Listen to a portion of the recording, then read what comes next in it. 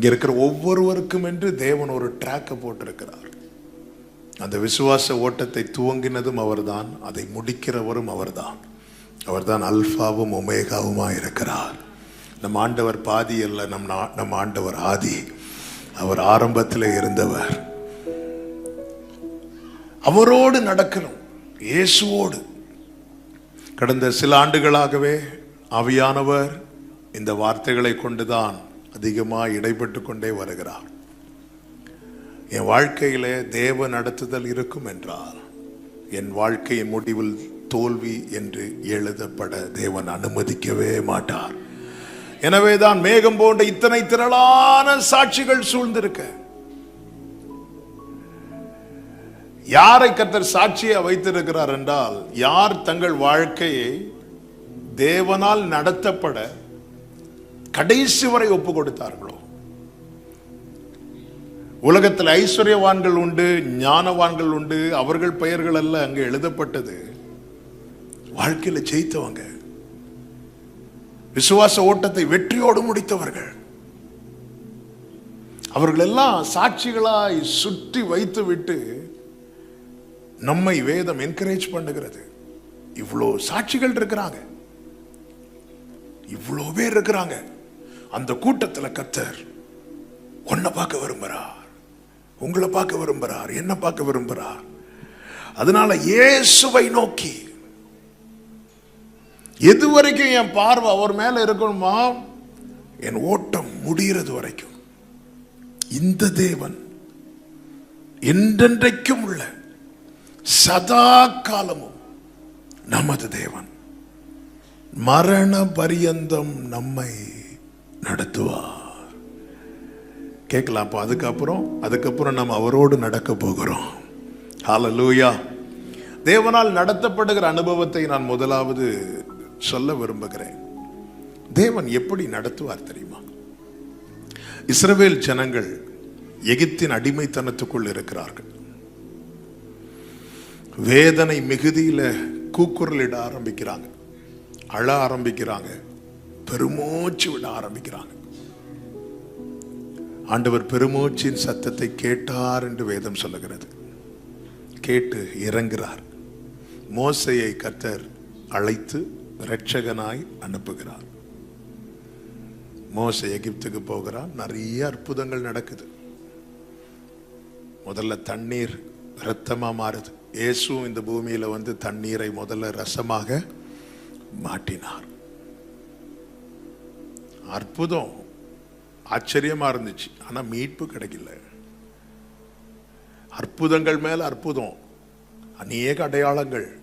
ஒவ்வொரு அற்புதம் நடக்கும்போது ரொம்ப ஆச்சரியமா இருந்துச்சு. மீட்பு கிடைக்கல, விடுதலை கிடைக்கல. பார்வோன் இன்னும் தன் இருதயத்தை கடினப்படுத்தி கொண்டே இருக்கிறான். மோசையும் தளர்ந்து இருப்பார். இன்னாண்டவரே, அற்புதம்லாம் நடக்குது, நிறைய வருது, ஆனா இன்னும் மீட்பு கிடைக்கலையே, விடுதலை இல்லையே. ஆண்டவர் சொன்னார், ஒரே ஒரு காரியத்தை செய் மோசே. என்ன ஆண்டவரை செய்யணும்? ஒரு பழுதற்ற ஆட்டுக்குட்டியை அடி. அந்த ஆட்டுக்குட்டியின் ரத்தத்தை ஒவ்வொரு வீட்டு நிலைக்கால்கள் மேல பூசு. எப்பொழுது ஒரு ஆட்டுக்குட்டி அடிக்கப்பட்டு அந்த ரத்தம் தெளிக்கப்பட்டதோ அந்த இரவு இஸ்ரவேலருக்கு மீட்பு உண்டானது. ரட்சிப்பு, மீட்பு ஆட்டுக்குட்டியானவருடைய இரத்தத்தினால் மட்டுமே உண்டு. எனவேதான் தேவனற்றவர்களாய் இருந்தோம், நம்பிக்கை இல்லாதவர்களாய் இருந்தோம், வாக்கு தத்தத்துக்கு அந்நியராய் இருந்தோம், காணியாட்சிக்கு புறம்பானவர்களாய் இருந்தோம். இன்னைக்கு நானும் நீங்களும் இப்படி கூடி வந்து ஆராதிக்க, அவரை கொண்டாட காரணமாக இருந்தது ஒன்றே ஒன்றுதான், இயேசு கிறிஸ்துவின் ரத்தம். இரத்தத்தாலே மீட்பு உண்டான போது இஸ்ரவேலர்கள் எல்லாரும் அணி அணியாய் புறப்பட்டு வந்தார்கள். வெளியே வந்தபோது மேக ஸ்தம்பத்திலும் அக்னி ஸ்தம்பத்திலும் அவர்களை வரவேற்று நடத்த ஒருத்தர் வெயிட் பண்ணிட்டு இருந்தார். அவர்தான் அவர்களை மீட்ட கர்த்தர். ரட்சிக்கப்பட்ட தேவ பிள்ளை விடுவிக்கப்பட்டதும் என்ன செய்யணும்னு அவர் எதிர்பார்க்கிறார் தெரியுமா? அவரிடத்துல கொடுத்துடணும். உண்மையான சுதந்திரம் என்பது என்ன தெரியுமா? கர்த்தரை சார்ந்திருப்பது. ஒரு தகப்பனுக்கு 2 பிள்ளைகள் இருந்தார்கள். இளையவன் தகப்பனிடத்துல எனக்கு சொத்துக்களை பிரித்து தாங்க அப்படின்னு சொல்லிட்டு அப்பா கிட்ட கேட்கிறான். அப்பா சொத்தை பிரிச்சு 2 பிள்ளைங்களுக்கும் கொடுக்கிறார். 2 பேருக்கும் இப்ப சொத்து பிரிச்சு கொடுத்தாச்சு. இளைய மகன் என்ன செய்கிறான்? அவன் பாட்டுக்கு போறான், அவன் இஷ்டப்படி வாழ போகிறான். ஆனால் மூத்த குமாரன் அப்பா கூடவே இருக்கிறான். இளைய குமாரன் அடிமையாக்கப்பட்டு திரும்பி வருகிறான், மூத்த குமாரன் குறைவில்லாமல் இருக்கிறான். இயேசு இந்த உவமையை சொல்லிக் கொடுக்கிறார். அவர் சொல்லுகிறார், அடிமையானவன் வீட்டில் நிலைத்திறான், குமாரன் என்றென்றைக்கும் நிலைத்திருக்கிறார் என்று. நானாக நடப்பதை அவர் விரும்பவில்லை, அவரால் நடத்தப்பட வேண்டும் என்பதை நான் விரும்ப வேண்டும் என அவர் விரும்புகிறார். இந்த தேவன் மீட்கப்பட்டு வெளியே வந்த ஜனங்களை கர்த்தர் நடத்தின விதங்கள் ரொம்ப ஆச்சரியமானது. அவர் எப்படியெல்லாம் நடத்தினார் என்று வேதம் சொல்லுகிறது. யாத்திராகமம் 13:21 சொல்லப்பட்டிருக்கிறது, கர்த்தர் பகலில் அவர்களை வழிநடத்த மேக ஸ்தம்பத்திலும், இரவில் அவர்களுக்கு வெளிச்சம் காட்ட அக்கினி ஸ்தம்பத்திலும் அவர்களுக்கு முன் சென்றார் என்று சொல்லப்பட்டிருக்கிறது. கர்த்தரால் நாம் நடத்தப்படும் போது நம்முடைய வாழ்வின் பாதையில நமக்கு முன்னாடி யார் இருப்பாங்க தெரியுமா? கர்த்தர் இருப்பார். மோசே கிட்ட கர்த்தர் சொல்லுகிறார், என் சமூகம் உனக்கு முன்பாக செல்லும். அடுத்த வார்த்தை என்ன சொல்லுவார் தெரியுமா? நான் உனக்கு இளைப்பாறுதலை தருவேன். கர்த்தர் எனக்கு முன்னாடி போறார்னா என்ன தடைகள் இருந்தாலும் அவர் பார்த்துக் கொள்வார். தடைகளை தகர்க்கிறவர் அவர்களுக்கு முன்னே செல்கிறார் என்று மீகாவை கொண்டு ஆவியானவர் எழுதி வைத்திருக்கிறார். கர்த்தரால் நடத்தப்பட யார் தங்களை ஒப்புக் கொடுக்கிறார்களோ அவர்கள் வாழ்க்கையிலே அவர்களுக்கு விரோதமாய் சத்துரு தொடுக்கிற, சத்துரு உருவாக்குகிற எந்த காரியத்தையும் அவர்கள் ஃபேஸ் பண்ணுவதற்கு முன்பதாக அவர் ஃபேஸ் பண்ணுவார். அல்லேலூயா. எனவே தான் வேதம் சொல்லுகிறது, அவருடைய பிரசன்னத்திலே பர்வதங்கள் எல்லாம் மெழுகு போல உருகுமாம். பெரிய பர்வதமே நீ எம்மாத்திரம் செருபாபேலுக்கு முன்பதாக சமபூமியாவா என்று வேதத்திலே சொல்லப்பட்டிருக்கிறது. ஆண்டவர் கிதியோனை அனுப்பும் போது அதுதான் சொல்லுகிறார், உன்னை அனுப்புகிறது நான் அல்லவா அப்படின்கிறார். அங்க போய் நான் என்ன ஆண்டவரை சொல்வதற்கு? நீ சொல்லு, கர்த்தரின் பட்டயம் கிதியோனின் பட்டயம் சொல்லு, அவ்வளவுதான். அதுக்கப்புறம் நீ யுத்தம் பண்ண வேண்டிய அவசியமே வராது. கர்த்தர் புறப்பட்டார், நான் உனக்கு முன்னே போய் கோணலானவைகளை செவ்வையாக்குவேன் என்று கர்த்தர் சொல்லி இருக்கிறார். நான் உனக்கு முன்னே போய், கர்த்தர் முன்னின்று நடத்துவார், கர்த்தர் உங்கள் முன்னே போவார் என்று வேதத்திலே சொல்லப்பட்டிருக்கிறது. அதைதான் யோபு சொல்லுகிறார், நான் போகும் வழியை அவர் அறிவார். எப்படி யோபு உங்களுக்கு தெரியும்னா, அடுத்த வசனத்தில் யோபு சொல்றார், என் கால்கள் அவர் அடிகளை பற்றி பிடித்தது. யோபு 23:11. என் கால்கள் அவர் அடிகளை. அதுக்கு முன்னாடி தான் சொல்றார், முன்னாக போனாலும் அவர் இல்லை, பின்னாக பார்த்தாலும் அவர் இல்லை, வலதுபுறத்திலும் இல்லை, இடதுபுறத்திலும் இல்லை, நான் போகும் வழியை அவர் அறிவார், என் கால்கள் அவர் அடிகளை பற்றி பிடித்தது. யோபுவின் வாழ்க்கையின் பாதை அதே போல சோதனை யாருக்குமே வந்திருக்காது, யாருக்கும் வரக்கூடாது. வெல்த் கம்ப்ளீட்டா அவுட்டு, ஹெல்த் கம்ப்ளீட்டா அவுட்டு, அவனுக்கென்று இந்த பூமியில என்ன இருந்துச்சோ எல்லாமே அவுட்டு. அந்த பாதையில நடக்கிற யோபு சொல்றாரு, என் கால்கள் அவர் அடிகளை பற்றி பிடித்தது. அவன் கொஞ்சம் உற்று பார்க்கிறான், ஆண்டவரை என்ன ட்ராக் ஆண்டவரை போட்டு வச்சிருக்கிறீங்க, என்ன பாதை ஆண்டவரை இது. உற்று பார்த்த போதுதான் அறிந்து கொண்டான், அவன் நடக்கிற பாதையில் அவன் கால் வைப்பதற்கு முன்னதாக அவருடைய காலடி இருப்பதை பார்க்கிறான். என் ஓட்டத்தில் நான் தனிமை இல்லை, நேசித்தவர் என்னை வெறுக்கவில்லை, தகப்பன் வீட்டில் கொண்டு சேர்த்திடுவான், நம்புவே. என்ன நிச்சயம்? அடுத்த வசனத்துல யோபு சொல்லுகிறார், என்ன சொல்றார் தெரியுமா? எனக்கு குறித்திருக்கிறதை அவர் நிறைவேற்றுவார். இன்னைக்கு நம்ம கையில போனை வச்சுட்டே அதை சொல்ல முடியல. யோபு கையில ஒரு ஓடை வச்சுட்டு சொன்னார். ஓடை எதுக்கு வச்சிருந்தார் தெரியுமா? அவரை சொருகிறதுக்கு. நம்ம போனை வைக்கிறது போனை சொருகிறதுக்கு. போனை வச்சுட்டே நமக்கு சொல்ல முடியல, அக்கௌண்ட் வச்சுட்டே நமக்கு சொல்ல முடியல எனக்கு குறித்திருக்கிறதை நிறைவேற்றுவார்னு. ஆனா கையில ஒரு சின்ன ஓட்டு துண்டை வச்சுட்டு அவர் சொல்றாரு, எனக்கு குறித்திருக்கிறதை ஏதுமில்லை என்ற கவலை இல்லை. காரணம், துணையாளர் என்னை விட்டு விலகவில்லை. சொன்னதை செய்திடும் தகப்பன்னவர். சொன்னதை செய்திடும். நம்புவேன் க்ளோரி, நம்புவேன்.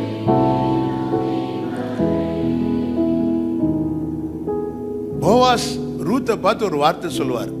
என்ன சொல்லுவார் தெரியுமா? இப்பார் மகளே, பயப்படாத, உனக்கு வேண்டிய படி எல்லாம் செய்வேன் அப்படிங்கிறார். இந்த வார்த்தை ஏன் வயல் நிலத்தில் இருக்கும்போது சொல்லல? வயல் நிலத்தில் அவ வந்து என்ன வேண்டி இருப்பா தெரியுமா? கதிர வேண்டி இருப்பா. வயல் நிலத்தில் அவள் வேண்டினதை கொடுத்தார். ஆனால் அவர் பாதத்தில் வந்தபோது அவளுக்கு எது வேண்டியதோ அது எல்லாவற்றையும் செய்ய அவர் ரெடி ஆகிறார். ஏன் ரெண்டுக்கும் வித்தியாசம் என்ன? வயல் நிலத்தில் எல்லாரும் வந்தாங்க கதிர் பொறுக்க. ஆனால் அதன் பிறகு போவாஸ் எல்லாரையும் பிளஸ் பண்ணிட்டு போயிட்டாரு. எல்லாரும் கதிரை வாங்கிட்டு அவங்கவுங்க வழியில போயிட்டாங்க. இந்த ரூத் என்ன பண்றா தெரியுமா? தன்னை ஆயத்தப்படுத்தி அந்த போவாஸ் பின்னாடியே போறான். அந்த போவாஸ் சொல்லும் வார்த்தை என்ன தெரியுமா? அநேக தரித்திரர் ஒரு பக்கத்தில் இருக்கிறாங்க, ஐஸ்வர்யவான்கள் இன்னொரு பக்கம் இருக்கிறாங்க. நீ அவங்க பின்னாடி போகாம நீ என்ன தேடி வந்த பாத்தியா?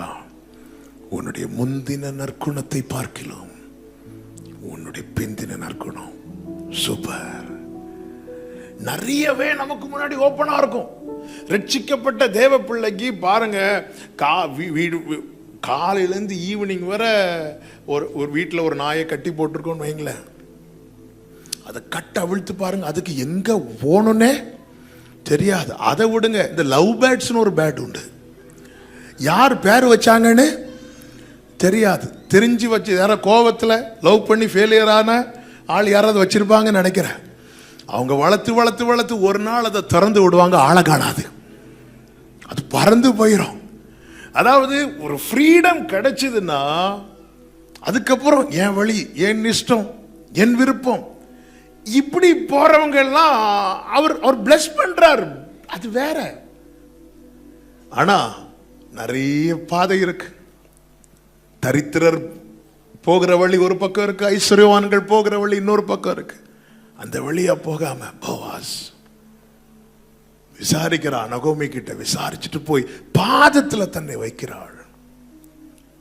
கிருபையை பெற்ற தேவ பிள்ளை, கிருபையினால் மீட்பை பெற்ற தேவ பிள்ளை தன் வாழ்க்கையை அவர் பாதத்தில் வைத்தால் அவர்களுக்கு கொடுக்கப்படுகிற ரேமா, அவர்களுக்கு கொடுக்கப்படுகிற வார்த்தை என்ன தெரியுமா? உனக்கு வேண்டிய படி எல்லாம் நான் செய்வேன். அவர் முன்னின்று நடத்துகிறார். மீட்கப்பட்டு அவரால் நடத்தப்பட ஒப்பு கொடுத்தவர்களை அவர் எப்படி நடத்துகிறார்? நெகேமியா 9வது அதிகாரம் அதனுடைய 19, 20, 21 வசனங்களை நீங்க பார்த்தீர்கள் என்றால் 21வது வசனத்திலே சொல்லப்பட்டிருக்கிறது, இப்படி 40 வருஷமாக. என்ன அந்த 40 வருஷம்? கானானுக்குள்ளே கால் எடுத்து வைக்க 40 வருஷம் ஆச்சு. வாக்குத்தத்தம் பண்ணப்பட்ட தேசத்துக்குள்ளே போக 40 இயர்ஸ் ஆச்சு. அந்த 40 வருடமாக வனாந்திரத்தில் அவர்களுக்கு ஒன்றும் குறைவுபடாதபடிக்கு அவர்களை பராமரித்து வந்தீர். தேவன் எப்படி நடத்துவார் தெரியுமா? பத்திரமாய் பராமரித்து நடத்துவார். இந்த வசனம் ஒன்றும் குறைவுபடாமல். ஆனால் அவர்கள் எகிப்திலிருந்து புறப்படும் போது எப்படி புறப்பட்டார்கள் என்று வேதம் சொல்லுகிறது. யாத்திராகமம் 12:39 அவர்கள் தங்களுக்கு வழிக்கென்று ஒன்றும் ஆயத்தம் பண்ணவில்லை. எகிப்திலிருந்து புறப்பட்டுட்டாங்க. அடுத்த வேலைக்கு என்னன்னு தெரியாது. இந்த ஜனங்கள் தான் 40 வருஷம் கர்த்தர் நடத்துறார். எப்படி நடத்துறாருன்னா ஒன்றும் குறைவுபடாமல். சீஷர்களை 2 பேரா அனுப்பி விடுவார் ஆண்டவர். 2 பேரா போவாங்க. போகும்போது சொல்லுவார், நீ பணப்பை எந்த பொருளை நீ எடுக்கக்கூடாது, கிளம்புன்ற. ஒண்ணுமே கிடையாது அவங்களுக்கு. போட்ட ட்ரெஸ்ஸோட போறாங்க. 3 வருஷம் ஊழியம் முடியுது. இயேசு இன்னும் கொஞ்ச நேரத்தில் இயேசுவை பிடிச்சிட்டு போக போறாங்க. அந்த இரவுல சீஷர்களை அழைத்து ஆண்டவர் கேட்கிறார். என்ன கேட்கிறாருன்னா, நான் உங்களை 2 பேரா பணப்பை பொருள் எதுவுமே தராம அனுப்பி விட்டேன்ல. ஆமா ஆண்டவரே, ஏதாவது குறைவு இருந்துச்சா அப்படின்னு கேட்கும்போது சீஷர்கள் எல்லாம் கோரஸா சொன்ன வார்த்தை என்ன தெரியுமா? ஒன்றும் குறைவில்லை அப்படின்ட்டாங்க. ஒரு குறை இல்லை ஆண்டவரே, இதுதான் என் ஆண்டவர். ஹல்லேலூயா. நான் நடக்கிற பாதை வனாந்தரமா அப்படி பார்க்கக்கூடாது. நான் அவரால் நடத்தப்படுறேன்னா அது மட்டும்தான் பார்க்கணும். எனக்கு வனாந்தரம் எது தெரியுமா? அவரோடு இருக்கிற வனாந்தரம் அல்ல, அவர் இல்லாமல் இருக்கிற எகிப்து தான் எனக்கு வனாந்தரம். ஹல்லேலூயா. ஒரு குறைவில்லாம, ஒரு குறைவில்லாம உங்க வாழ்க்கையை நீங்க திரும்பி பாருங்கள். எத்தனை பேர் சொல்ல முடியும் அவர் நடத்துகிறார், நாங்க வாழ்றோம் அப்படின்னு? ஹல்லேலூயா. ஒன்றும் குறைவு படாமல் அவர் பார்த்து பார்த்து செய்கிறார்.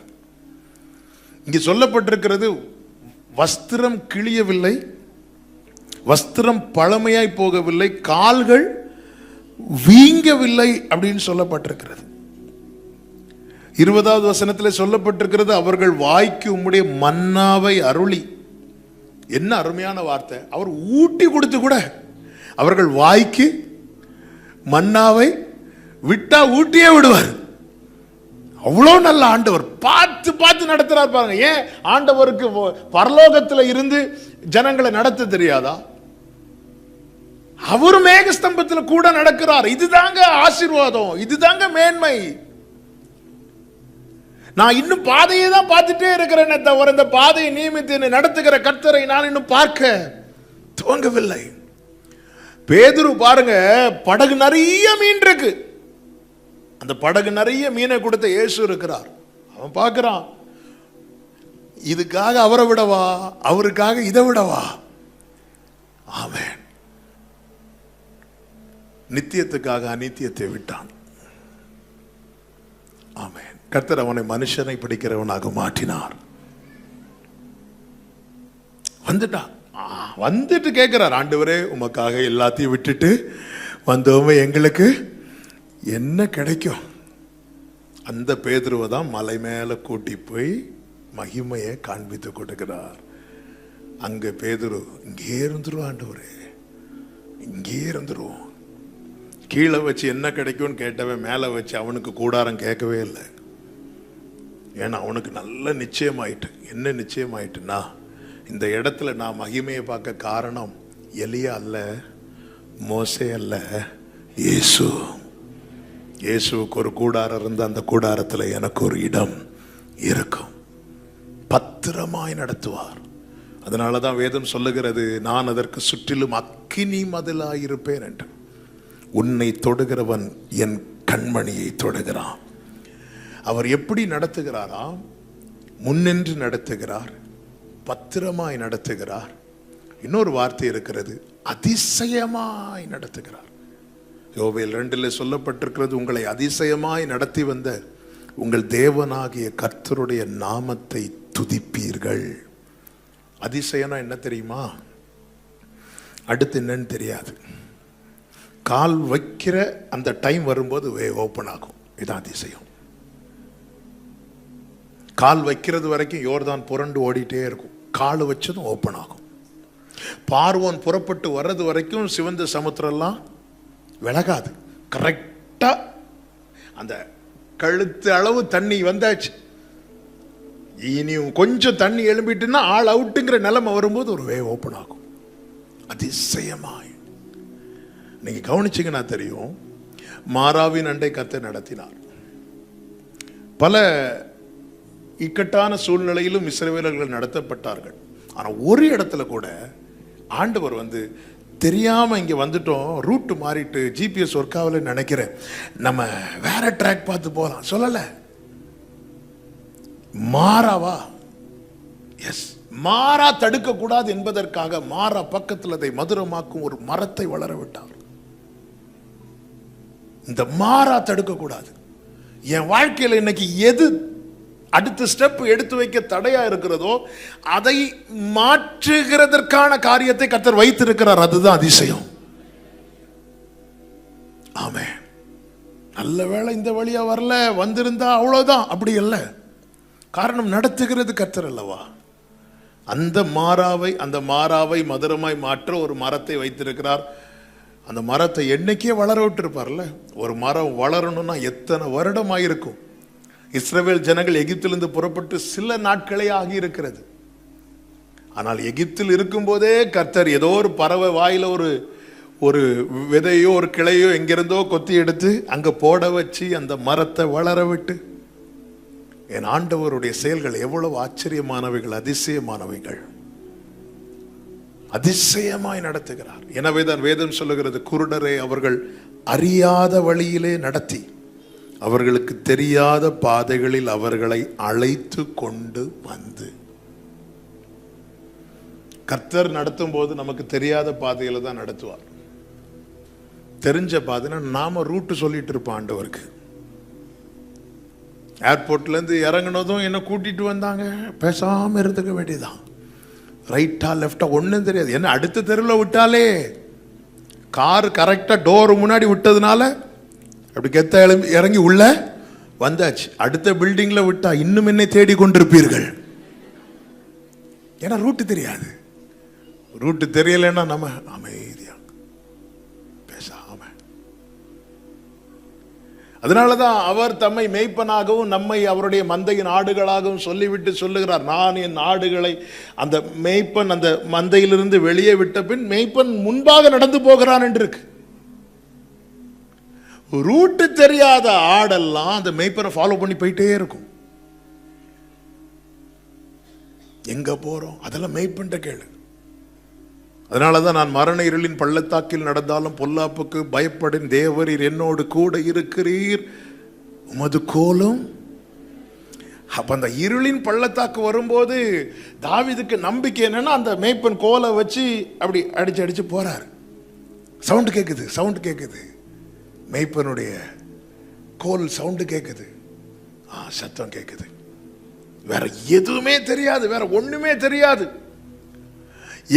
பெலிஸ்தியர் தேச வழியாய் செல்வது சமீபமாய் இருந்தாலும் தேவன் அந்த வழியாய் நடத்தாமல், எனக்கு ஒரு ட்ராக் தெரியும் பாருங்க, சத்தியமா அந்த வழியா நடத்தவே மாட்டார். ஆமென். நமக்குன்னு நிறைய தெரியும். நட்சத்திரத்தை பார்த்துட்டு இப்படி வராங்க சில சாஸ்திரிகள். வரும்போது பக்கத்தில் அரண்மனை தெரியுது. அப்போ இங்கு வர அவருடைய மூளை வேலை செய்யல. இது வரைக்கும் அவருடைய அடையாளம் வேலை செய்யுது. அடையாளத்தை மட்டும் பார்த்துட்டு வந்துட்டே இப்படி வந்துட்டு இருக்கிறாங்க. பெத்லகேமுக்கு என்றானதும் அரண்மனையை பார்த்ததும் மூளை வேலை செய்ய ஆரம்பிக்குது. இப்போ அவங்க ஞானம் ஒன்று சொல்லுது, அவங்க அறிவு ஒன்று சொல்லுது, உள்ள போ. நேரம் உள்ள போறாங்க. உள்ள போய் யூதருக்கு ராஜாவாக பிறந்திருக்கிறவர் எங்க சிங்காசனத்தில் இப்படி இருந்துட்டு இருந்தான் ஒருத்தன், ஏரோது. இதை கேட்டதும் அவனுக்கு அட்டாக்கே வந்துட்டு, அவ்வளவுதான், மொத்தத்தில் எல்லாத்தையும் குழப்பி விட்டுட்டு வெளியே வராங்க. இங்க இல்லைன்னு சொல்லிட்டு வந்து பார்க்கும்போது நட்சத்திரம் இருக்கு. அதாவது மெய்ப்பர்களும் சாஸ்திரிகளும் இயேசுவை கண்ட தருணங்கள் வெவ்வேறு இருந்தாலும் நான் சேர்த்து வச்சு சொல்றேன் ஒரு காரியத்துக்கு. இப்போ மெய்ப்பர்கள் வராங்க. இந்த மெய்ப்பர்களுக்கு ஞானம் கிடையாது. இந்த நட்சத்திரத்தை பார்த்தெல்லாம் வர அளவுக்கு அவங்க இந்த நட்சத்திரத்தை பார்த்துருக்க மாட்டாங்களா? பார்த்துருக்கலாம், பார்க்காமல இருந்திருக்கலாம். அவங்க படுத்து தூங்குனதே மல்டி ஸ்டார் ஹோட்டல்ல. ஏன்னா இப்படி வானத்தை பார்த்து தான் தூங்கிட்டு இருக்கிறாங்க. இப்போ அவர்களும் வராங்க, இவங்களும் வராங்கன்னு வைங்களேன். மேய்ப்பர்கள் கேட்பாங்க, ஏன் லேட்டு? அது வர வழியில் கொஞ்சம் தப்பாயிட்டு. உங்களுக்கு நீங்க ஏன் கரெக்டா வந்தீங்க? ஏன்னா எங்களுக்கு தெரியாது. அதனால கர்த்தர் என்ன செய்தார் தெரியுமா? தூதனை அனுப்பி எங்களுக்கு சொல்லிக் கொடுத்தார். இந்த எலும்புகள் உயிரடையுமா? உயிரடையுமா? யார்கிட்ட கேட்கிறார் தெரியுமா? பைபிள் ஃபுல்லா சாப்பிட்ட விட்ட 2வது அதிகாரத்தில் எசேக்கியேல்ட்ட ஒரு கரம் நீட்டப்படுகிறது. அந்த நீட்டப்பட்ட கரத்திலே ஒரு சுருள் இருக்கிறது. அதில் உள்ளும் புறமும் எழுதியிருந்தது. 3வது அதிகாரத்தில் நீ இதை வாங்கி பூசி, அவர் ஆணு திறக்கிறார் மொத்தமா. நாங்கள் எத்தனை பைபிள் காலேஜ் படிச்சாச்சு, ஃபுல் டிகிரி இருக்கு, எல்லாம் முடிச்சவன்ட்டா இப்போ கர்த்தர் குழந்தை எலும்புகள் நிறைந்த பள்ளத்தாக்களை கொண்டு போய் நிறுத்திவிட்டு கேட்கிறார், இது உயிரடையுமா? அவர் உங்களுக்கு தான் தெரியும் ஆண்டவரே. ஆமென், உங்களுக்கு தான் தெரியும். எனக்கு நான் உயிரோடு இருப்பேன் நானே தெரிய மாட்டேங்குது. என் கண் எதை பார்த்துட்டு இருக்கு? இந்த உயிரற்ற எலும்புகளை பார்த்துட்டு இருக்கும் போது அவர் பார்க்குற அவருடைய நடத்துதல் அதிசயம். அதனால தான் பைபிள்ல இருக்கும், அவர்களை சுற்றி நடந்து போக பண்ணினார் அப்படின்னு இருக்கும். நம்ம பொதுவாகவே டிராவல் பண்ணும்போது ஷார்ட்கட் வே தான் பார்ப்போம்.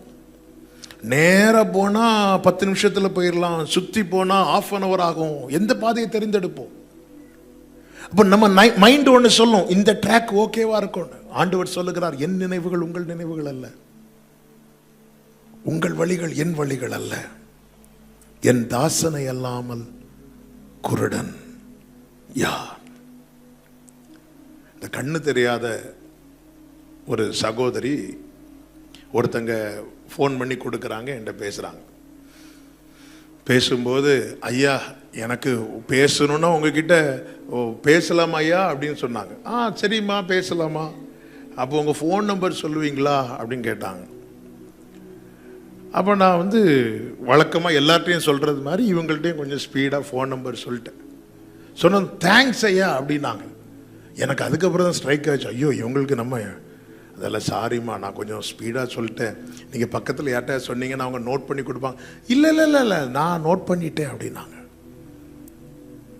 நீங்கள் சொல்லுங்கள் அப்படின்னு கடன்னு நான் சொன்னதை அப்படியே சொல்கிறாங்க. நான் சொன்னேன், நானே என் ஃபோன் நம்பர் படிக்க 2 வாரம் எடுத்தேன். நீங்கள் அவங்க சொல்கிறாங்க, எங்களுக்கு கண்ணு பார்வை ஆண்டவர் கொடுக்கல, ஆனால் எங்கள் காது ரொம்ப ஷார்ப்பு அப்படின்னாங்க. அதனால எங்களுக்கு நல்லா கேட்க வைக்கிறார் ஆண்டவர், கேட்டு கேட்டு அதை உள்வாங்க வைக்கிறார் அப்படின்னாங்க. என் தாசனை அல்லாமல் குருடன் யார்? எனக்கு பாதை தெரியாதுன்னா குருடனை யாரு தெரியுமாங்க? கண்ணு தெரியாதவன் கிடையாது, பாதை தெரியாதவன். ஆமே, நான் காண வேண்டியதை காணும் மட்டும் நான் குருடனே. நான் செல்ல வேண்டிய பாதை ஒரு திசை இருக்க நான் வேறொரு பாதையை நோக்கி பயணிக்கிறேன் என்றால் நான் குருடனே. எனக்கெல்லாம் தெரியும், எனக்கெல்லாம் தெரியும் அப்படி சொல்லி நடக்கிறாங்கல்ல, குருடன். தெரியாத ஆண்டவரே, நான் என்ன குருடன் என்று உணர்ந்தால்தான் இந்த கண்ணு தெரியாதவங்க பார்த்திருக்கீங்க, இன்னொருத்தவங்க சப்போர்ட் தேவை. அவங்க கையை பிடிச்சிட்டு அவங்க எப்படி நடக்கிறாங்களோ அப்படி நடப்பாங்க, அவங்க நின்னா இவங்களும் நிற்பாங்க. இதுதான் இங்கே நடக்கிறது. மேகஸ்தம்பம் எப்பொழுது எழும்புமோ அப்பொழுது இவர்கள் பிரயாணத்துக்கு புறப்பட ரெடி ஆவாங்க. மேகஸ்தம்பம் ஒரு இடத்துல நிக்குதுன்னா இவங்க நின்றுவாங்க. மேகஸ்தம்பம் எழும்பலையா இவங்க பிரயாணம் புறப்பட மாட்டாங்க. ஏன்னா இவங்களுக்கு தெரியாத இடத்து எங்க போகணும்னு. அவர் அதிசயமாய் நடத்துவார். 107வது சங்கீதம் 7வது வசனத்திலே சொல்லப்பட்டிருக்கிறது, செவ்வையான வழியிலே நடத்தினார் என்று. தேவனால் நடத்தப்படும் போது தேவன் எப்படி நடத்துவார் தெரியுமா? செவ்வையான வழியிலே, நீதியின் பாதையிலே. நீதியின் பாதையில் ஜீவன் உண்டு, அங்கே மரணம் இல்லை. அதனாலதான் நெகேமியா 9:13 சொல்லப்பட்டிருக்கிறது, நீர் சீனாய் மலையில் இறங்கி வானத்திலிருந்து அவர்களோட பேசி அவர்களுக்கு செம்மையான நீதி நியாயங்களையும் நல்ல கட்டளைகளும் கற்பனைகளும் ஆகிய உண்மையான பிரமாணங்களையும் கொடுத்தீர்.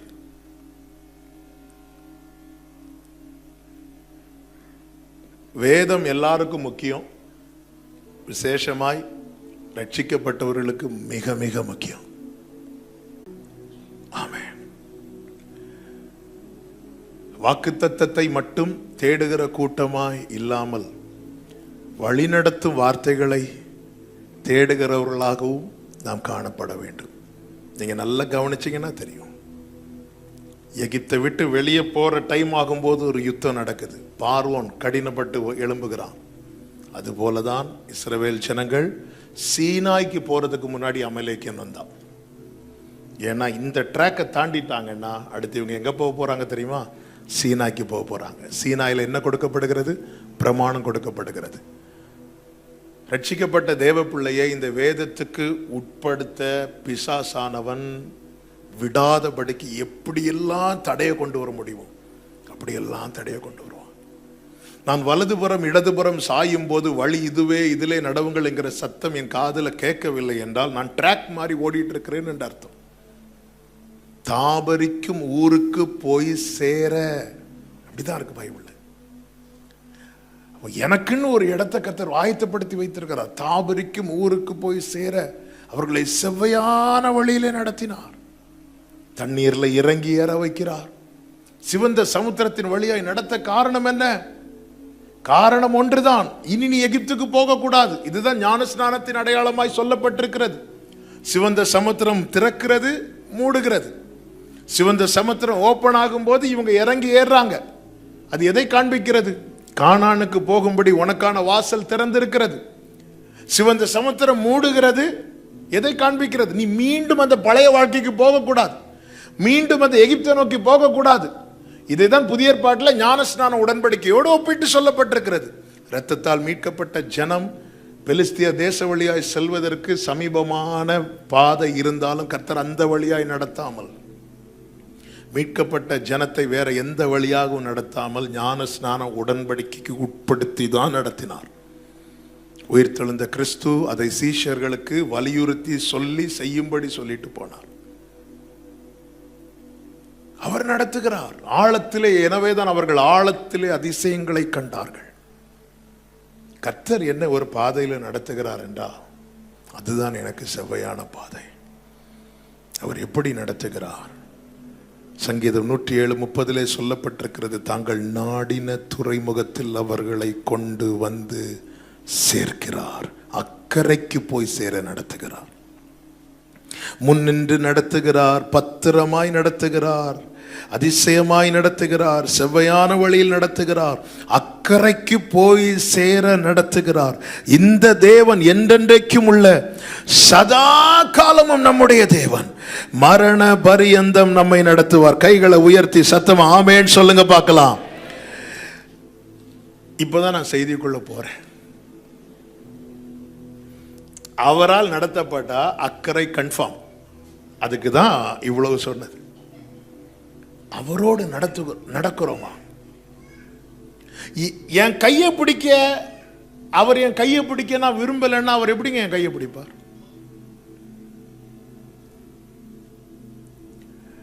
ரட்சிப்பு எப்படி வரும் தெரியுமா? கிருபையினாலே விசுவாசத்தை கொண்டு ரட்சிக்கப்பட்டீர்கள். கிருபை அவர் கொடுப்பது, அவர் கையை நீட்டிட்டார். விசுவாசம் நான் கொடுப்பது, நான் கையை நீட்டணும். கிருபையினாலே விசுவாசத்தை கொண்டு குழியில் இருக்கிற எண்ணெய் தூக்க கையை நீட்டுறார். நான் கையை எப்படி வைக்கிறேன்? அதான் கிருபை கிருபை கிருபை கிருபை இருக்குல்ல. கிருபையினாலே எனக்கு நம்பணும், நான் நம்பணும். நான் கையை கொடுத்துட்டேன்னா அவர் என்னை விட மாட்டார், அவர் என்னை விட்டு கொடுக்க மாட்டார். அவர் கையை நீட்டுறார், அது அவருடைய கிருபை. அவர் நீட்ட வேண்டிய அவசியம் இல்லை, அது அவருடைய கிருபை. அவர் ஏன் கையை நீட்டினார்? நான் இவ்வளவு நேரம் ஜெபம் பண்ணேன் அதனால இல்ல. அதுக்கு என்னுடைய ஒரு காரியத்தை, என்னுடைய செயல் நிமித்தம் அவர் கையை நீட்டினார், அதுக்கு பேர் கிருபையே கிடையாது. அவர் என் மேல வைத்த அன்பு, அநாதி சிநேகத்தால் நான் உன்னை சிநேகித்தேன். அவருடைய, அது அவருடைய தயவு, அவருடைய ஈவு, அதை வர்ணிக்க முடியாது. அவர் கையை நீட்டுறார். கிருபையினாலே விசுவாசத்தை கொண்டு. என் விசுவாசம் என்ன? அவர் என்னை காப்பாற்றுவார் சொல்லி நான் என் கையை கொடுக்கணும் அவர்கிட்ட. கிருபையினாலே விசுவாசத்தை கொண்டு ரட்சிக்கப்பட்டீர்கள். இது உங்களால் உண்டானது அல்ல, இது தேவனுடைய ஈவு. கர்த்தர் கிருபையாய் மீட்டு கொண்டு வருகிறார். எரேமியா 2:13 வேதனையோடு தீர்க்கதரிசியை கொண்டு கர்த்தர் சொல்லுகிறார், என் ஜனங்கள் 2 தீமைகளை செய்தார்கள், ஜீவ தண்ணீர் ஊற்றாகிய என்னை விட்டு விட்டார்கள். 17 சொல்லப்பட்டிருக்கிறது, உன் தேவனாகிய கர்த்தர் உன்னை வழியிலே நடத்தி கொண்டு போகும் காலத்தில் நீ அவரை விட்டு போகிறதினால் அல்லவோ இதை உனக்கு நேரிட பண்ணினாய் என்று கர்த்தர் வேதனையோடு கேட்கிறார். அப்போ ஒரு காரியம் தெளிவாய் தெரிகிறது, கர்த்தர் விட்டு போகல, கர்த்தர் அவருடைய காரியத்தில் உண்மையா இருக்கிறார். பாருங்கள், 6 லட்சம் புருஷர்கள் எகிப்திலிருந்து புறப்படுறாங்க. 2 பேர் கானான்ல கால் வைக்கிறாங்க. 20 வயது கீழே உள்ள இன்னும் கொஞ்சம் பேர் இருக்கிறாங்க. நான் அந்த நம்பருக்காக சொல்றேன். நம்பர்ஸ் குறையுதுன்னு சொல்லி கர்த்தர் நடத்துறதை ஸ்டாப் பண்ணல. இதுதான் ஆண்டவர். நான் பெரிய கூட்டம் இருந்தாதான்பா நடத்துவேன். 6 லட்சம் பேர் இருந்தீங்க, நான் மேகஸ்தம்பத்தில் அப்படி முன்னாடி போறது, நீங்க இவ்வளவு பேர் அணி அணியா வர்றதெல்லாம் ரொம்ப நல்லா இருக்கு பாக்குறது.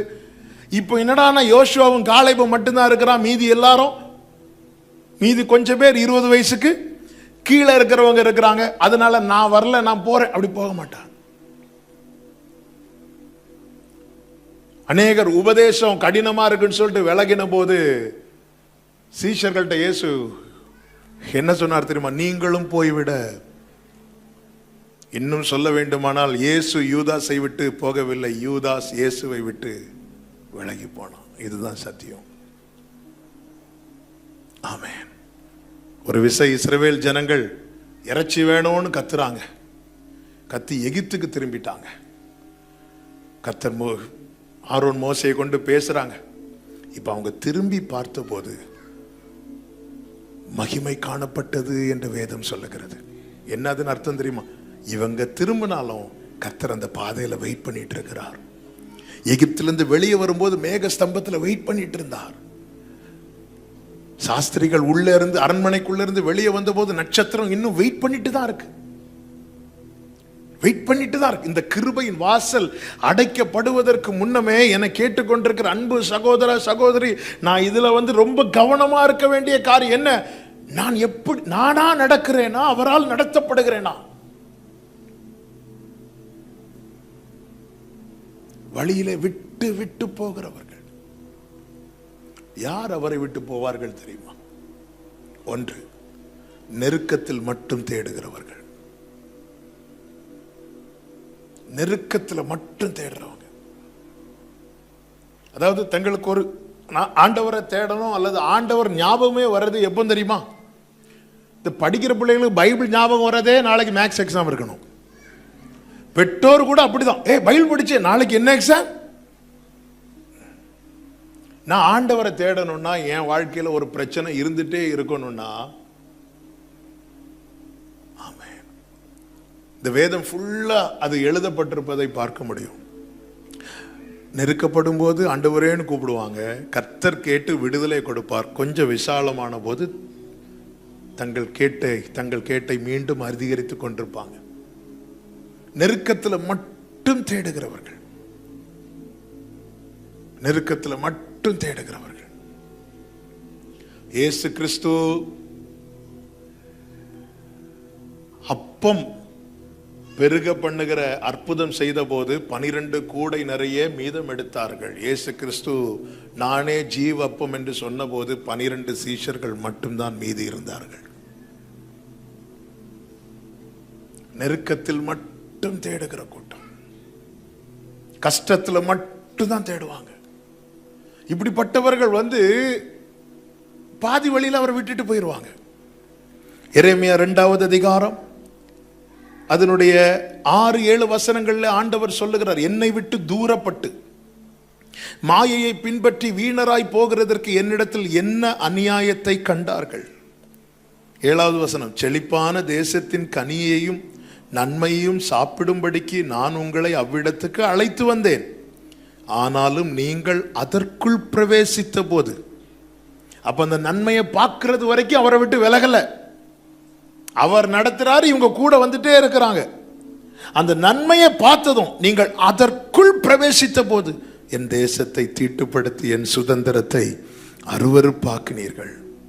அடுத்த வசனத்தில் ஆண்டவர் வேதனையோடு சொல்லுகிறார், கர்த்தர் எங்கே என்று ஆசாரியர்கள் சொல்லாமலும் வேதத்தை போதிக்கிறவர்கள் என்னை அறியாமலும் இருந்து.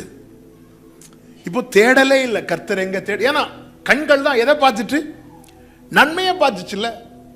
எகிப்துல வாழ்ந்திருக்கும் போது யாராவது கானான யோசித்தாங்களா? எங்க நம்ம படுக்கையில் ஆனாதான் அங்க பரலோகமே என் சொந்தமே பாட்டே வரும். இந்த கோவிட் ஃபர்ஸ்ட் வேவ்ல வந்தப்போ கொஞ்ச காலம் இயேசுவுக்காக கஷ்டப்பாடு, விசுவாசத்தில் பாட வேண்டிய பாட்டை நம்ம செலக்ட் பண்ணி எங்க மட்டும்தான் பாடுவோம் தெரியுமா? மரண வீட்டில் மட்டும்தான் பாடுவோம்.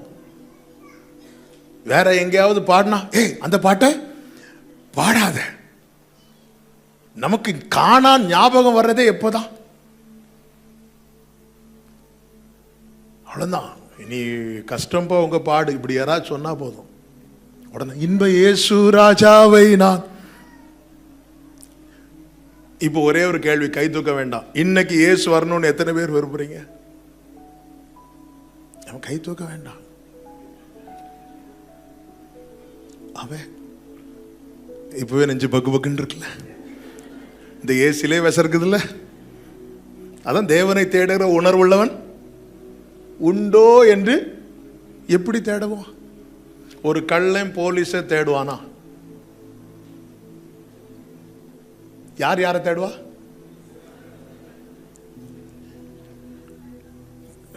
ரியாலிட்டி தானங்க, உண்மை தானே. ஒரு கள்ளன் வந்துட்டு இங்கே தான் போலீஸ் இருக்காங்களா தேடுவாங்களா? வேணா கேட்பாங்க, இங்கே போலீஸ் இருக்காங்களா?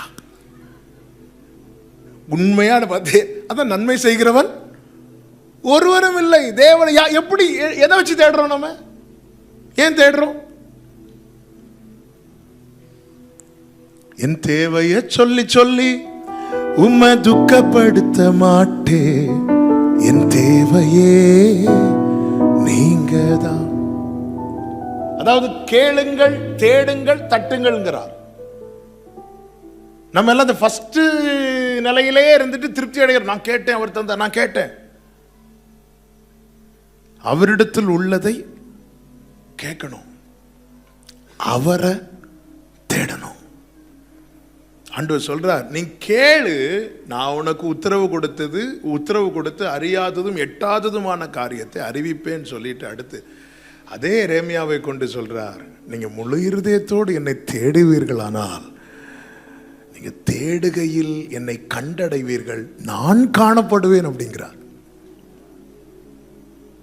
அதிகாலையில் என்னை தேடுகிறவர்கள் கண்டடைவார்கள். அதாவது எனக்கு 1000 தேவை இருந்தாலும் எனக்கு ஃபர்ஸ்ட் ஜீசஸா தான் இருக்கணும். என்ன வந்தாலும் நம்புவே, என் நேச மீட்பரை யார் கைவிட்டாலும் பின் செல்வே. இந்த இந்த இந்த ஒரு நிச்சயம் நம்ம இருதயத்தில் இருந்தா வாழ்ந்தாலும் உம்மோடுதான், மரித்தாலும் உம்மோடு, என்னை கொன்று போட்டாலும் நான் உம்மை நம்புவேன் அப்படின்னு யோபு எவ்வளவு ஸ்ட்ராங்கா இருக்காரு பாருங்க. அதாவது ஆண்டவருக்கு மட்டும் ஒரு நம்பிக்கையை கொடுத்துட்டோன்னு வைங்களேன். என்ன நம்பிக்கை தெரியுமா? இவனை எவ்வளவு பிளஸ் பண்ணாலும் இவன் என்னை விட்டு போக மாட்டான். இப்படி ஒரு நம்பிக்கையை கொடுத்துடணுங்க ஆண்டவருக்கு. ஆபிரகாமுக்கு இன்னும் குழந்தையே கொடுக்கல, ஆனா ஆபிரகாம் ஆண்டவருக்கு எப்படி நம்பிக்கையை கொடுத்தார் பார்த்தீங்களா? கர்த்தர் பேசுறார் ஆதியாகமம் 18, நான் இந்த ஆபிரகாமை நான் பிளஸ் பண்ணுவேன், இந்த ஆபிரகாம் பத்தி எனக்கு தெரியும், கர்த்தருடைய வழிகளை காத்து நடவுங்கள் என்று அவன் தன் பிள்ளைகளுக்கும் பிள்ளைகளின் பிள்ளைகளுக்கும் சொல்லுவான் என்பதை அறிந்திருக்கிறேன் சொல்றார். எப்படி நம்பிக்கையை கொடுக்கிறான் பாருங்க. நம்ம ஆபிரகாமின் சந்ததி யாரு? யாக்கோபு. நம்மளை பார்த்து என்ன சொல்லுவார்? நீ சின்ன வயசுல இருந்தே மீறுகிறவன் என்று பெயர் பெற்றதே நான். நம்பிக்கையை கொடுத்துடணும். பவுல் 3 நாள்ல நம்பிக்கையை கொடுத்துட்டார் ஆண்டவருக்கு. ஆண்டவர்கிட்ட மொத்தமே 2 கேள்விதான் கேட்கிறார் பவுல். நீர் யார்? தெரிஞ்சிட்டு இவர் தான் ஜீசஸ்னு. அடுத்த கேள்வி, நான் என்ன செய்யணும்? எனக்கு என்ன செய்வீர் என்றல்ல, முதல் சந்திப்பிலேயே நான் என்ன செய்ய வேண்டும் என்று பவுல் கேட்க, சந்தித்து 30 வருடம் ஆகியும் இன்னும் எனக்கு என்ன செய்வீர் என்று கேட்டுக்கொண்டிருக்கிறோமே. நீ போ, நான் சொல்றேன் அப்படிங்கிறார். நீ போ, நான் சொல்றேன். பவுல் போய் 3 வருஷம் இல்லை, 3 நாள்ல நம்பிக்கை கொடுக்குறான். அனனியாவை ஆண்டவர் ஃபோர்ஸ் பண்றார், கிளம்பு போ, அந்த கைவை. அவன் நான் தெரிந்து கொண்ட பாத்திரமா இருக்கிறான். அவன் தரிசனம் கண்டான் என்று கர்த்தர் சொல்லுகிறார், காண்பிக்கிறார். பவுல், உன் தலையில் இவன் வந்து கை வைப்பான், உனக்கு இப்படி இப்படிதான் ஊழியம் இருக்கு.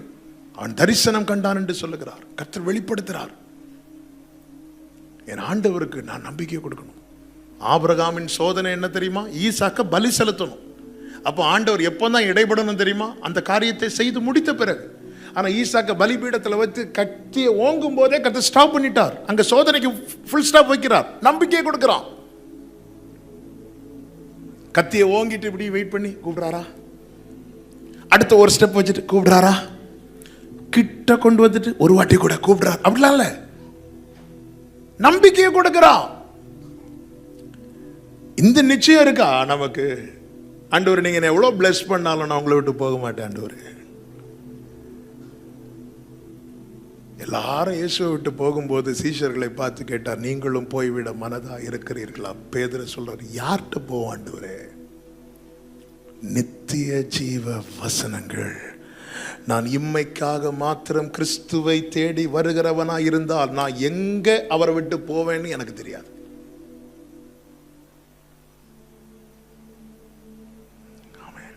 ஆண்டவர் கேட்கிற, உங்களுக்கு என்ன வேணும்?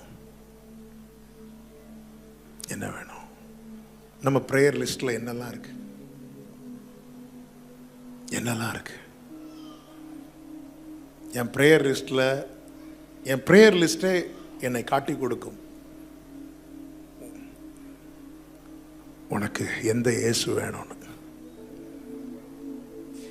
இன்னைக்கு உலகத்துக்கு காண ஒரு இயேசு தான் வேணும், கல்வாரி இயேசு வேண்டாம். பவுல் சொல்லுகிறார், சிலுவையில் அவர் அறையப்பட்ட அவரையே அன்றி வேறு ஒன்னையும் நான் சொல்ல மாட்டேன்டார். ஆமென்.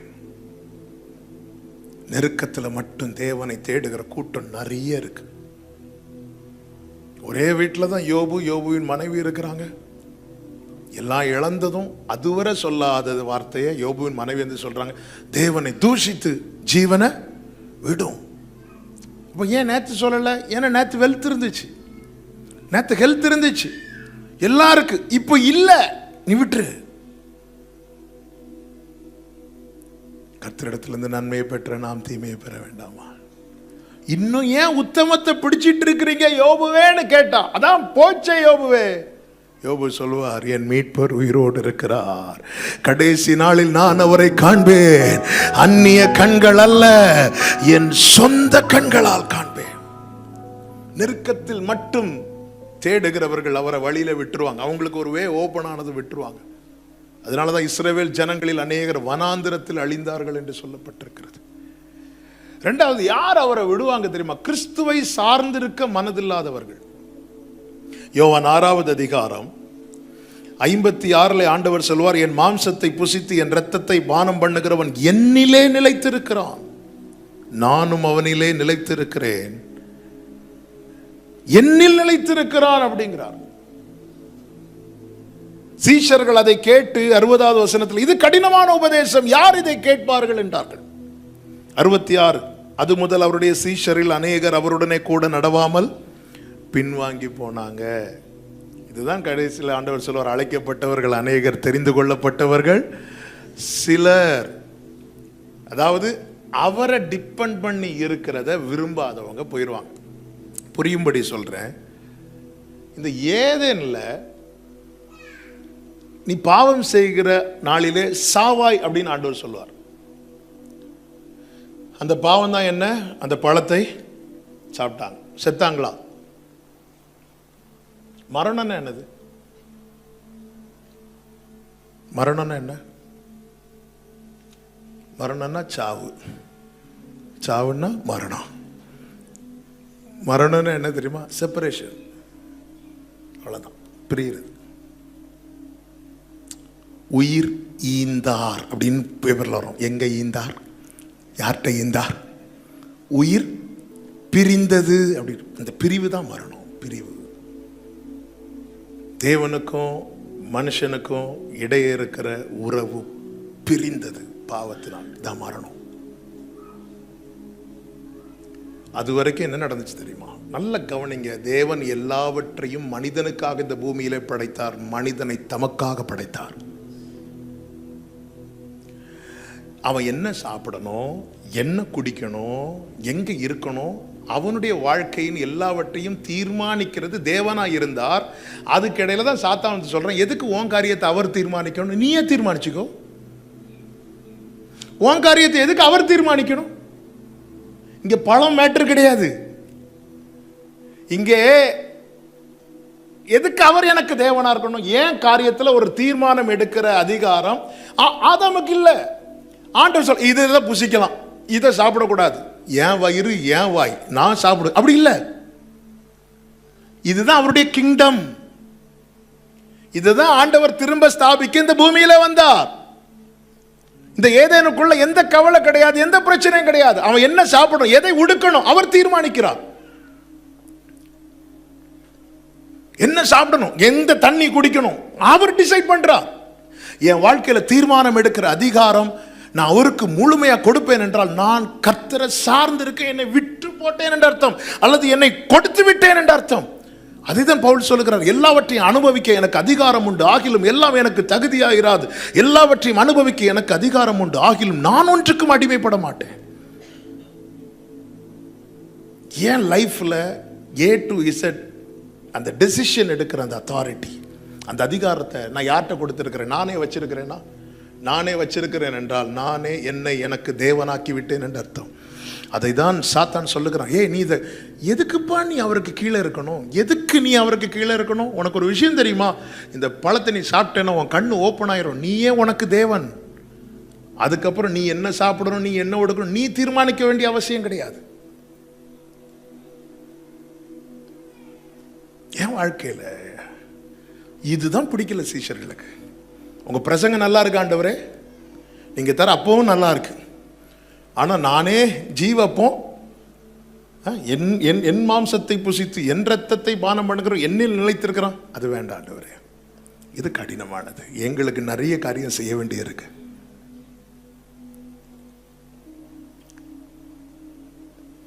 நடக்க சொல்லி தாரும் இயேசு.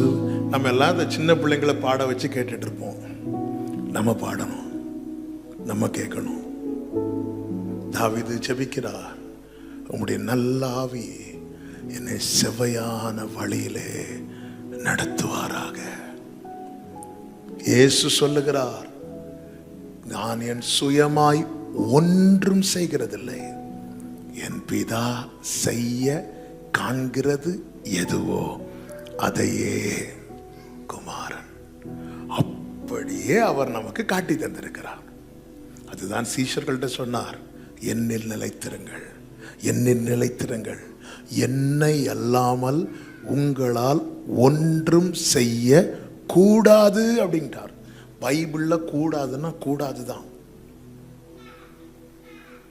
என்னை எல்லாம், அதாவது நீ முயற்சி கூட எடுக்காத, என்னை எல்லாம. நம்ம என்ன பண்ணுவோம், ஒரு மேரேஜ்ல இருந்து எல்லாத்தையும் நம்ம செஞ்சுட்டு கார்டுல மட்டும் இந்த காரியம் கர்த்தரால் வந்தது. எந்த கர்த்தரால்? அவர் பாப்பார், எனக்கே தெரியாதப்பா.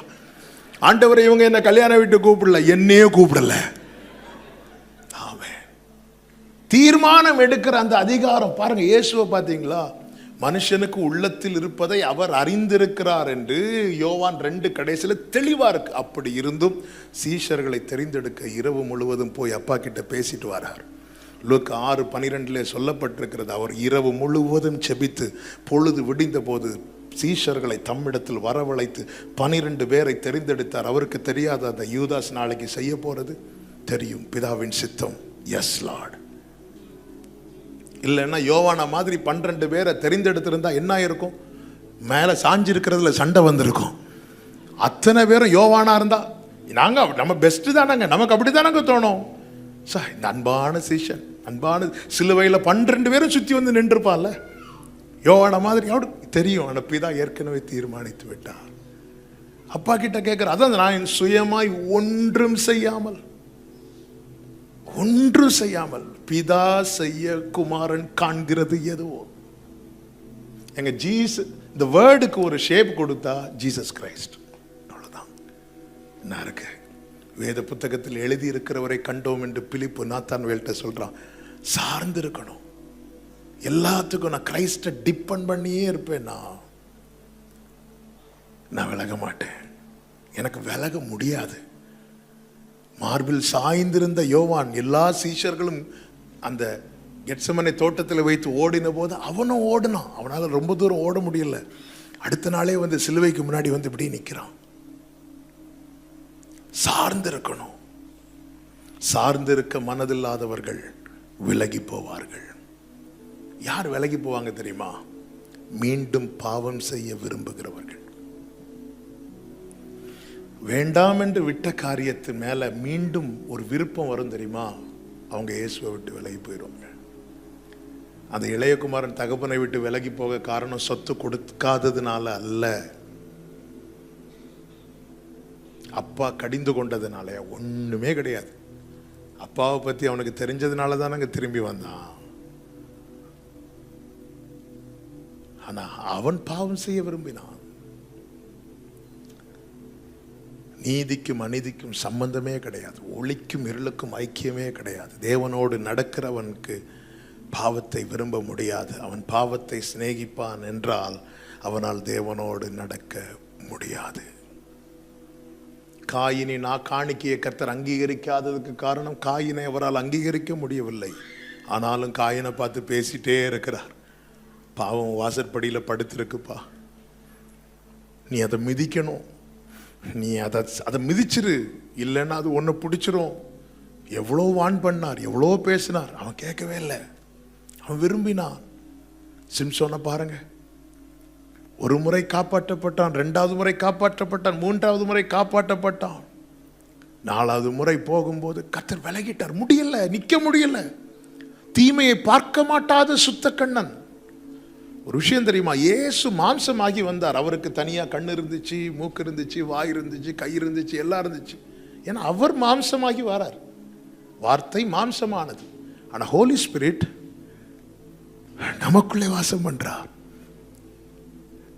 நம் கண்களின் வழியாய் பரிசுத்த ஆவியானவர் பார்க்க விரும்புகிறார். இந்த கண்கள் எதை பார்க்கணும்? இந்த மாம்சம் ஆவிக்கு விரோதமாய் போராடுது. ஆவி மாம்சத்துக்கு விரோதமாய் போராடுது. அவர் எனக்குள்ளிருந்து என் கண் வழியாய் பார்க்க விரும்புகிறார். அவர் தீமையை பார்க்க மாட்டாத சுத்த கண்ணன். தீமை வந்து அவரிடத்தில் சேராது. இப்ப நான் அவரை எவ்வளவு கனம் பண்ணணும். அதனாலதான் சொல்லும், அடியேன் கேட்கிறேன். 100 வயது தாண்டியும் ஆபிரகாம்னு கூப்பிட்டா அடியேன் என்று தான் சொல்லுவான்.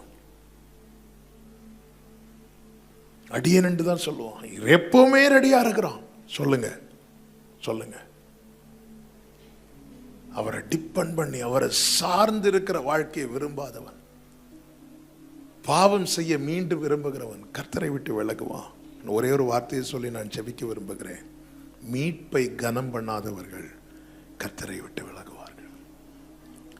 எகிப்தில் இருந்தபோது இறைச்சிக்காக அழல, எகிப்தில் இருந்தபோது ரட்சிப்புக்காக அழுதார்கள், மீட்புக்காக அழுதார்கள். மீட்பு கிடைச்சதும் இப்ப அழுறதெல்லாம் அற்ப காரியத்துக்கு.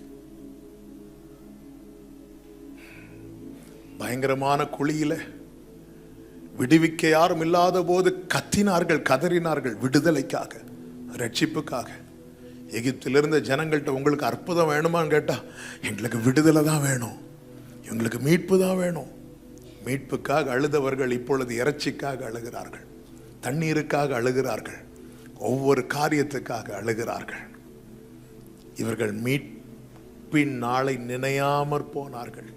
வேதத்தில் ஒரு வார்த்தை இருக்கும், 106வது சங்கீதம் 7வது வசனத்தில், உம்முடைய கிருபைகளின் திரட்சியை நினையாமலும் போய் சிவந்த சமுத்திர ஓரத்திலே கலகம் பண்ணினார்கள். கிருபையின் திரட்சி, எவ்வளோ கிருபையை பெருக பண்ணி இருக்கிறார். பாவம் பெருகின இடத்துல கிருபை பெருகினது. எவ்வளவோ கிருபையை பெருக பண்ணி அந்த மீட்பை கர்த்தர் இலவசமாய் கொடுத்திருக்கிறார்.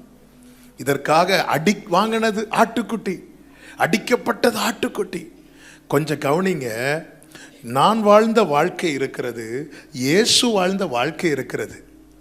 நான் வாழ்ந்த வாழ்க்கைக்கு என்ன கிடைக்கணுமோ அதை பிதா இயேசுவுக்கு கொடுத்துட்டு, இயேசு வாழ்ந்த வாழ்க்கைக்கு என்ன கிடைக்குமோ அதை பிதா எனக்கு கொடுத்தார். இதுதான் கிருபை.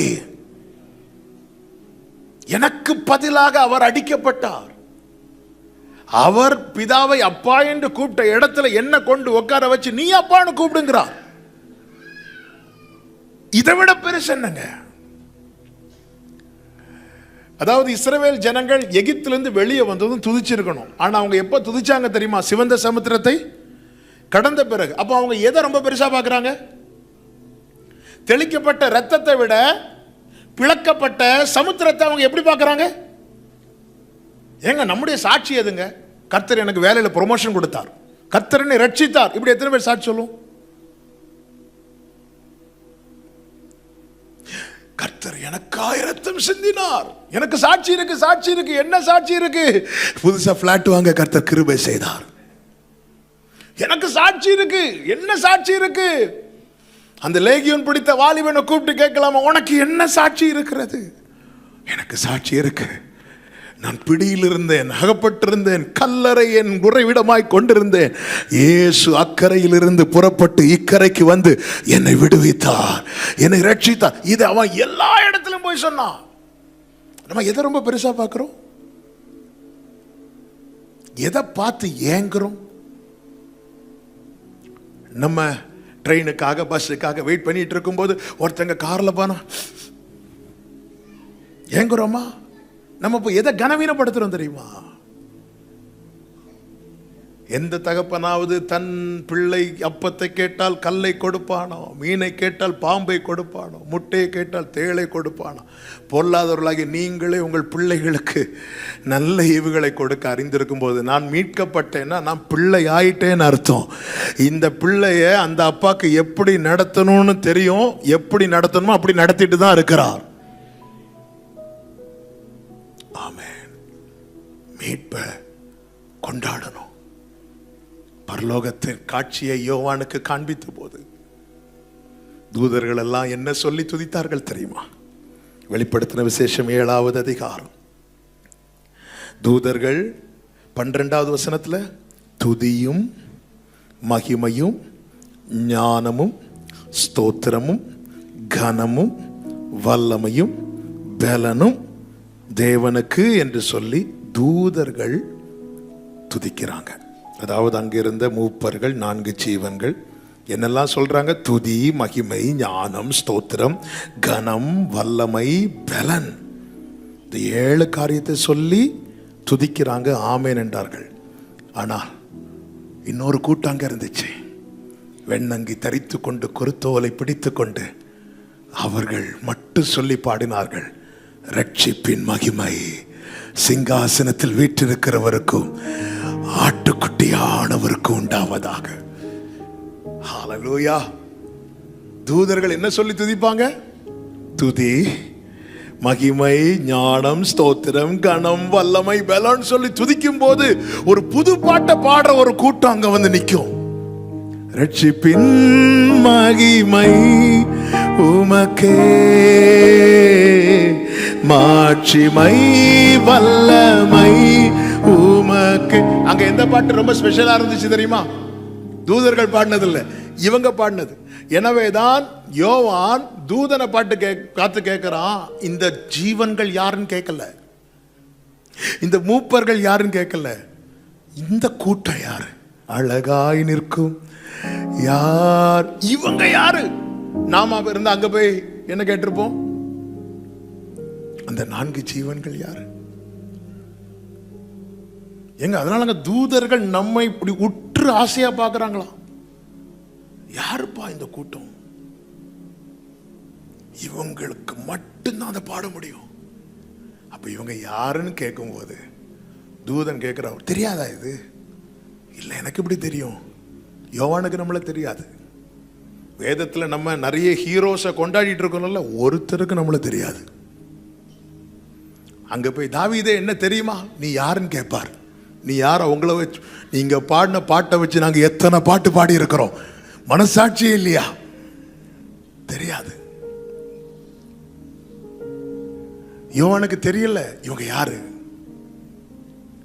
தூதன் சொன்னார், ஆட்டுக்குட்டியின் இரத்தத்தால தோய்த்து வெளுத்தவர்கள் இங்க வந்துட்டாங்கல்ல. ஆட்டுக்குட்டியானவர் பாரு, எங்க இருப்பாருன்னு பாரு.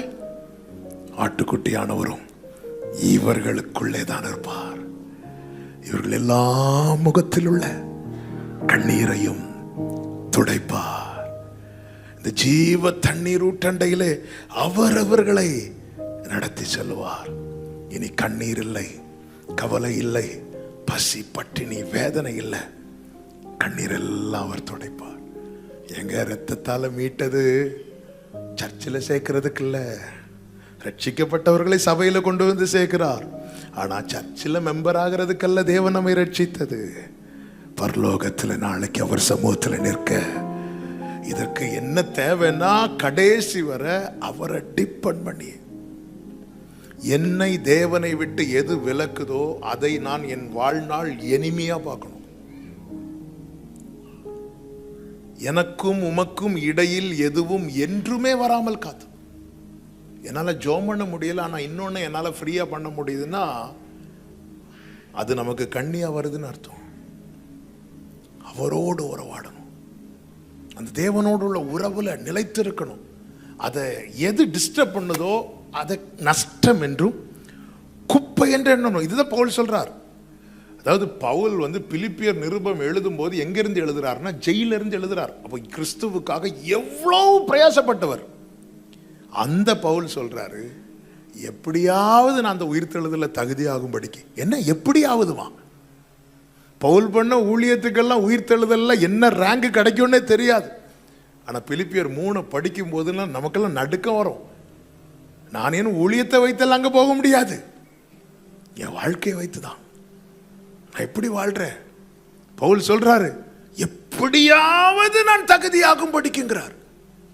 எனக்கு எது எது கிறிஸ்துவை விட்டு விலக்குகிறதோ, அதாவது நான் எதற்காய் பிடிக்கப்பட்டேனோ அதை அடைய ஆசையாய் ஓடுவதற்கு எது எது தடையா இருக்கிறதோ அதையெல்லாம் நஷ்டம் என்றும் குப்பை என்றும் விட்டுட்டேன் அப்படிங்கிறார்.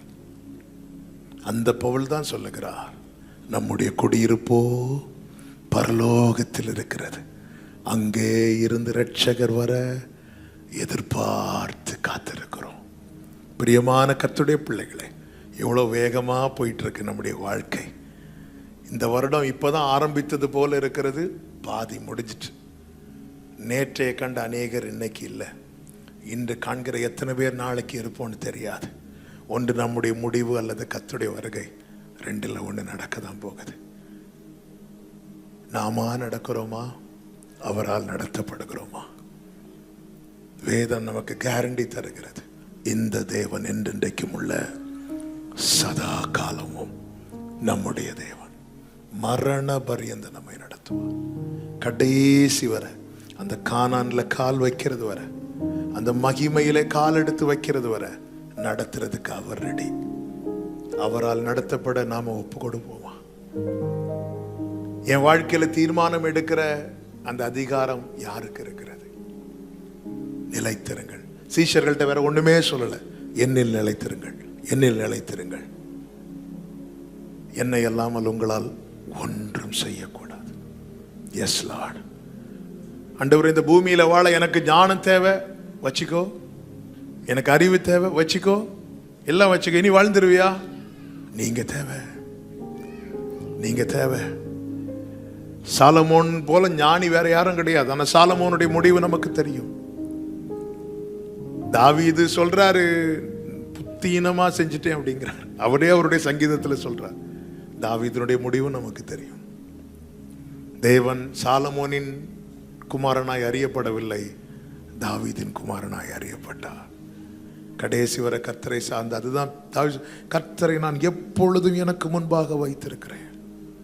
எப்பவுமே எனக்கு அந்த ஃபர்ஸ்ட் ப்ரையாரிட்டி அவர் தான். அவர் எஸ்னா எஸ், அவர் நோனா நோ. உமக்கு பிரியமானதை செய்ய விரும்புகிறேன். நீ உம்மை பகைக்கிறவர்களை நான் பகையாமலும் உமக்கு விரோதமாய் எழும்புகிறவர்களை நான் அருவருக்காமலும் இருப்பேனோ. முழு பகையாய் அவர்களை பகைக்கிறேங்கிறார். எந்தெந்த காரியம் ஆண்டவரே உங்களை பகைக்குதோ அது எனக்கு வேண்டாம்ப்பா. எது எது நீங்க அருவருக்கிறது மாதிரி ஒரு காரியம் இருக்குன்னு அது எனக்கு வேண்டாம். அதை நான் முழு பகையாய் பகைக்கிறேன். இதுதான் சார்ந்து இருக்கிறவனுடைய அடையாளம். கர்த்தர் நடத்த போதுமானவராக இருக்கிறார். நம்மை மட்டுமல்ல, நம் தலைமுறையும். ஒன்னே ஒன்று செய்யணும், நடத்துங்கப்பா, நடத்துங்கப்பா. எழுமி நிற்கலாம் ஆண்டவர் சமூகத்தில்.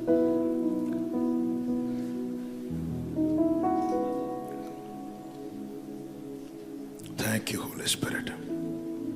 ஒரு 5 நிமிடம் நம்ம செவிக்க போறோம். 5 நிமிடம். அவர் சைடில் அவர் உண்மையில் பிசகாதவர். முன்னின்று நடத்துவார், பத்திரமாய் பாதுகாத்து நடத்துவார், அதிசயமாய் நடத்துவார், செவ்வையான வழியில நடத்துவார், அக்கறைக்கு போய் சேர நடத்துவார். ஆனால் அவரால் நடத்தப்பட, மரண பரியந்தம் அவரால் நடத்தப்பட. ஆமென். ஹல்லேலூயா, ஹல்லேலூயா, hallelujah,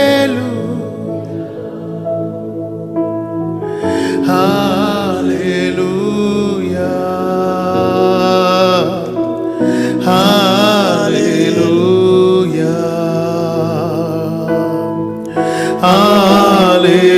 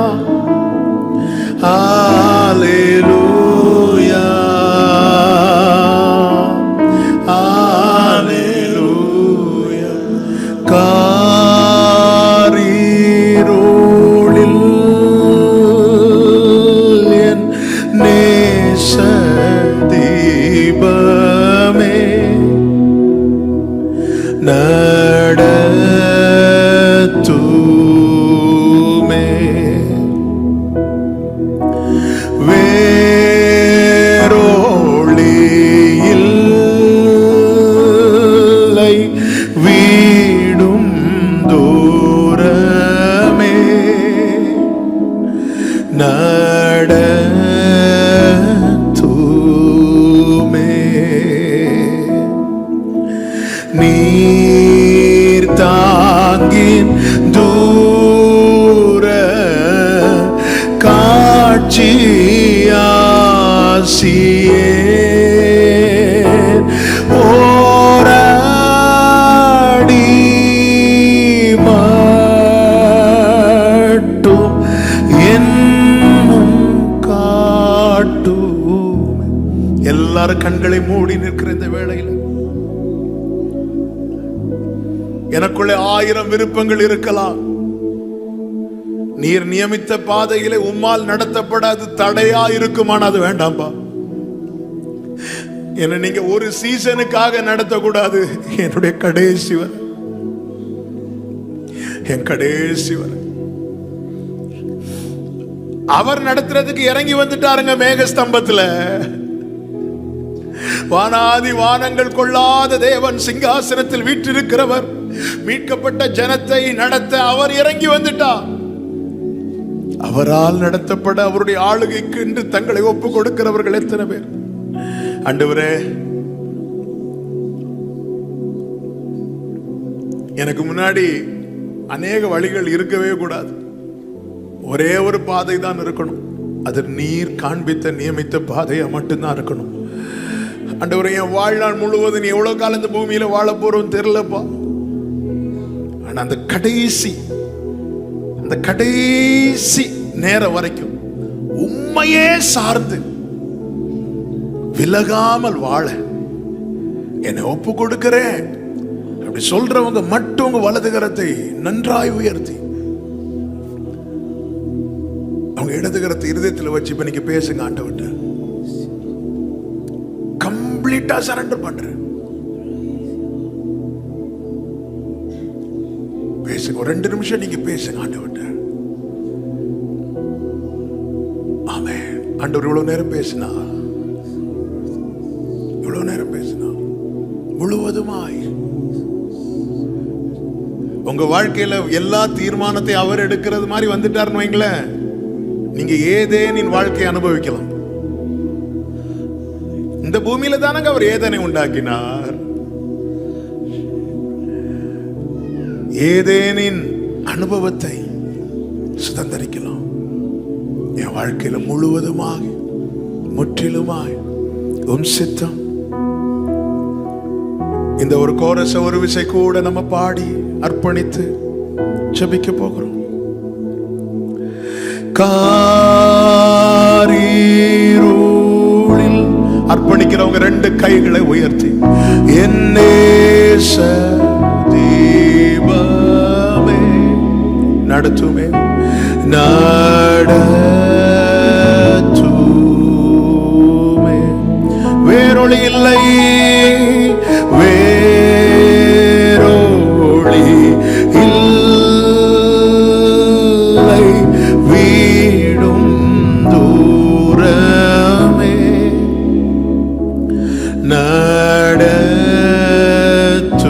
நடத்துமே, நீ தாங்கின் தூர நீர் தாங்கின் தூர காட்சி ஆசி. அப்படியே கைகளை விரித்து ஓராடி மாட்டும் என் முன் காண்பி. அப்படியே கைகளை விரித்தவாறு, தகப்பனே உம்முடைய சிங்காசனம் என் மேல ஸ்தாபிக்கப்படும்.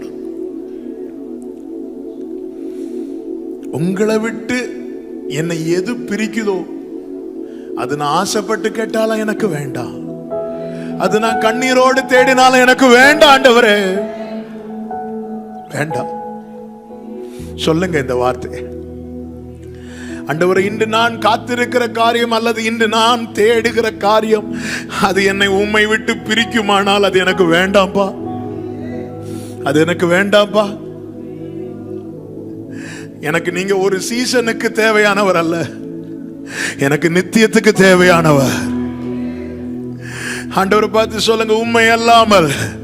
சொல்லுங்க, சத்தமா சொல்லுங்க, உண்மை அல்லாமல் என்ன ஒன்றும் செய்ய கூடாது, முடியாது. தகப்பனே நன்றி, நீர் பேசணும் நல்ல வார்த்தைகளுக்காக ஸ்தோத்திரம். உண்மையாய் விட்டு கொடுத்து அர்ப்பணித்தவர்களுக்காக நான் இந்த நேரத்தில் செபிக்கிறேன். கரம் பிடித்துக் கொள்ளும்.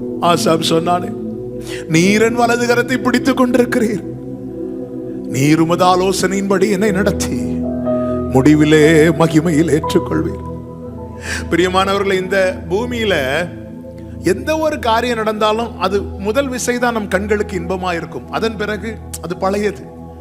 ஆனா இந்த பரலோகத்துல ஏன் துதி இருந்துட்டே இருக்கு தெரியுமா? இயேசுவை பார்க்க பார்க்க இன்பம் கூடிட்டு தான் இருக்குமே தவிர அவர் பழசாகவே மாட்டார். அவ்வளவு மேன்மை, அவ்வளவு சந்தோஷம். அதுதாங்க நித்திய மகிழ்ச்சி அவர்கள் தலைமையில் இருக்கும். ஆமென். வேற எல்லாம் பாருங்க, ஒரு புதிய வீடு கட்டுங்க, அந்த முதல் வாரம் சந்தோஷம் இருக்கும், அப்புறம் அந்த புது வீட்டுக்கான சந்தோஷம் இருக்காது. ஆனா பரலோக சந்தோஷம் என்பது நித்திய மகிழ்ச்சி, நித்திய மகிழ்ச்சி அங்க இருந்துட்டே இருக்கும். அந்த ஜாய், அந்த சந்தோஷம் இருந்துட்டே இருக்கும். அதை தான் கர்த்தர் நமக்கு ப்ராமிஸ் பண்ணி இருக்கிறார். ரெண்டு கைகளை வானத்துக்கு நேராக உயர்த்தி, ஆண்டவரே, எதை இழந்தாலும் நான் அதை இழந்துடக்கூடாது, நீங்க என்ன நடத்துங்க. தகப்பனே, ஒவ்வொருவரையும் பிளஸ் பண்ற கிருபை உண்டாவதாக என்று செபிக்கிறேன். இந்த சத்த கேட்ட ஒருவர் உம்மை விட்டு எந்த விதத்திலும் எதற்காகவும் யாருக்காகவும் விலகாதபடி உம்மை உறுதியாய் பற்றி கொண்டு அந்த பூரண சமாதானத்தை அடைய கிருபை செய்யும். கடைசி வரை உம்முடைய நடத்துதலுக்குள் இருக்க அனுக்கிரகம் செய்தருளும். இயேசுவின் நாமத்தில் பிதாவே, ஆமென். God bless you.